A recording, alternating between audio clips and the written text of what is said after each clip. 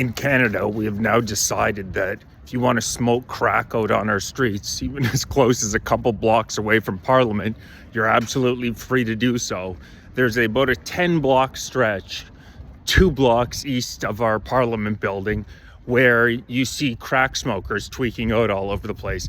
I feel bad for a lot of these people, but it's definitively insane. It's ridiculous for Canadians to have to walk down the street with open crack smoking all over the place, not to mention the fact that very frequently you'll see young children with them. It's incredibly sad. You'll see 5-6-year-old kids around a bunch of adults tweaking out, and the Canadian government tries to claim that the Liberal Party of Canada, the empathetic Liberal Party of Canada's solution is to hand out, dispense crack pipes and drugs in the name of empathy. If you actually gave 2 shits about these people, what you would do is you would arrest them and you would put them in institutions.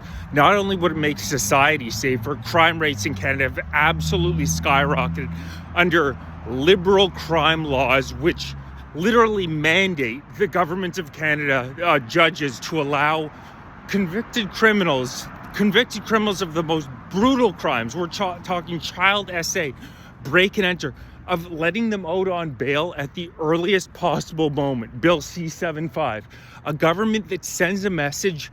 So much of safety and security in our society is the message that's being sent from the people that wield the power. And the message that's sent from the Liberal Party of Canada consistently is that we will side with the criminals. Just recently, a man break and enter. There's been a rash of break and enters. A break and enter defends himself, and he is charged. We have police chiefs coming out and talking about how you should not engage if you're involved in a break and enter, and this has become commonplace in Canada. Crime rates have skyrocketed 80%, 100% across the board in only the past decade. Unprecedented rise in crime, and the Liberals' soft on crime policies combined with refusing to go after open crack smoking on the street, they just allow it. They just allow it. They never bother these people. You see the same people tweaking out every single day, and it's a long stretch. It's a long stretch of blocks, and people who tell you, oh, it was always like that, that's absolutely not the case. I can tell you with 100% certainty, was there always some maybe crack smoking every once in a while 20 years ago? But it was nothing like what it is now. And the degradation of our society, I mean, what's the government's primary responsibility if it isn't to keep its cities, the living area of its citizens, as safe as possible? And in Canada, we see the exact opposite of that. It seems that the Liberal Party's policies are aimed towards making Canada as dangerous as humanly possible. Crime rates across the board.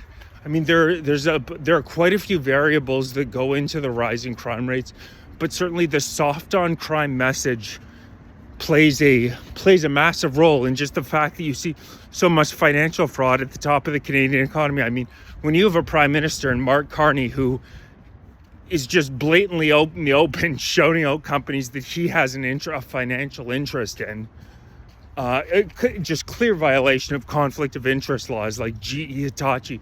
He's just shouting them out at a press conference. Clear violation of both SEC regulations as well as Canadian laws, and you hear nothing about it. Total blackout. Canada's economy has shed $63 billion since he was elected Prime Minister. Yet Brookfield Asset Management is up 40 some odd percent. And of the over 600 stocks that he owns, 90% of which are located in the United States, by the way, he's up an average of 30 some odd percent. And Brookfield Asset Management just signed an $80 billion deal with the United States of America to become the clean energy leaders. And this is where Brookfield live. Carney has 3 passports. The guy is Canadian. The guy is not a patriot. He could give 2 shits about the Canadian people, and is making it clear and clear. We know the massive economic impact of the current immigration levels. Canada is currently bringing in 3% of its population every single year through immigration. That's the equivalent of bringing British Columbia, the province of British Columbia, into Canada every 4 years worth of immigrants. And now you see, it's crazy, you see protests with the immigrants out talking about how their visas are about to expire, they have Canadian children and they don't have jobs, so they have to be supported. So the Canadian taxpayer, which is estimated, has paid $9 billion on immigration in the past 5 years alone, now has to toe the bill for millions who have entered. A story just came out that 1,400 hotel rooms, 1,400 prime hotel rooms in Niagara Falls for 18 months. For 18 months, they were housing migrants there. Can you imagine how expensive that is? And then you walk around on our streets and you see the number of Canadians who are homeless, and they talk about how they may be a veteran, they may have a medical disability, whatever it may be, and the absolutely minimal funds that are available to them. $870 a month, $1,000 a month. The Canadian government literally treats people who have just arrived here better than they treat their own citizens. It's treachery. It's treachery. They don't want our society to get better. They want our society to get worse. They're looting us on the way out.